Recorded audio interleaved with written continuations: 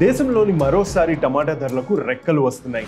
మన తెలుగు రాష్ట్రాల్లో తెలంగాణలో గరిష్టంగా మహబూబ్ నగర్లో కిలో 80 రూపాయలుగా పలుకుతోంది. హైదరాబాద్లోనూ పలు చోట్ల కిలో 75గా ఉంది. అటు ఏపీలోనూ టమాటా ధరలు దూసుకెళ్తున్నాయి.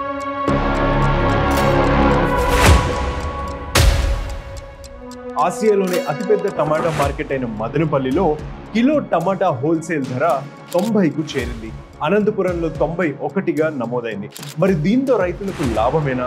అసలు టమాటా ధరలు ఎందుకు పెరుగుతుంటాయి? ఈ రోజు వేటు న్యూస్ ఎక్స్ప్లెయిన్స్ లో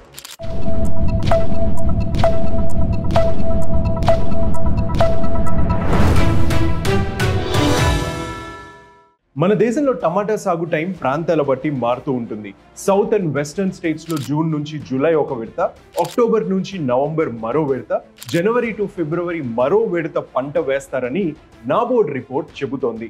తొలి విడత హార్వెస్టింగ్ ఆగస్టు నుంచి సెప్టెంబర్ మధ్య, రెండో విడత డిసెంబర్ నుంచి ఫిబ్రవరి మధ్య, మూడో విడత మార్చ్ నుంచి జూన్ మధ్య ఉంటుంది.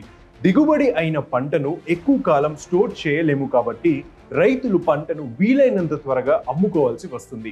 అది కాస్త అధిక సప్లైకి దారి తీస్తే ధరలు పడిపోతాయి.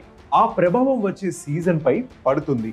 గత సీజన్లో ఏర్పడిన నష్టం వల్ల పంట సాగు తగ్గే ఛాన్స్ కూడా ఉంటుంది. ఫలితంగా ధరలు అనేవి పెరుగుతాయి. మార్కెట్ వ్యవస్థ సరిగ్గా లేకపోవడం కూడా టమాటా ధరల పెరుగుదలకు ఒక కారణమని చెప్పొచ్చు.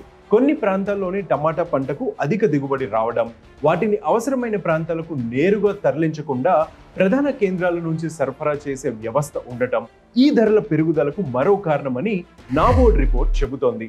మధ్యవర్తిత్వం విపరీతంగా ఉండటం కూడా ఈ ధరల అవకతవకలకు కారణం.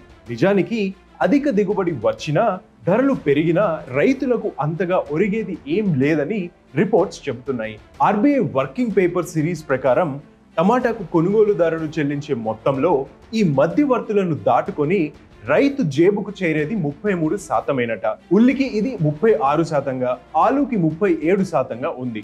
ఇటు సామాన్యుడిపై ధరలు బాధలు ఉండకుండా అటు రైతులకు కూడా లాభసాటిగా ఉండాలంటే పాలీ హౌసెస్ ద్వారా సాగు చేసే విధానాన్ని కేంద్రం ప్రోత్సహించాలని నిపుణులు సూచిస్తున్నారు. ఈ పాలీ హౌసెస్ ద్వారా కీటకాలు బెడత కూడా తగ్గుతుంది.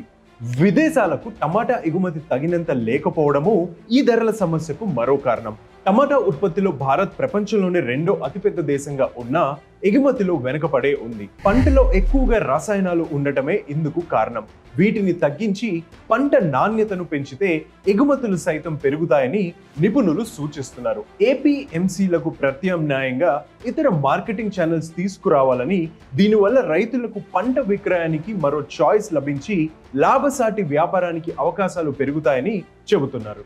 మరిన్ని ఇంట్రెస్టింగ్ ఎక్స్ప్లెయినర్స్ కోసం అండ్ బిగ్ స్టోరీ కోసం వేటు న్యూస్ యూట్యూబ్ ఛానల్ కు సబ్స్క్రైబ్ చేసుకోండి. అట్లానే వేటు న్యూస్ ని ఎవ్రీ మినిట్ ఫ్లిప్ చేస్తూ ఉండండి.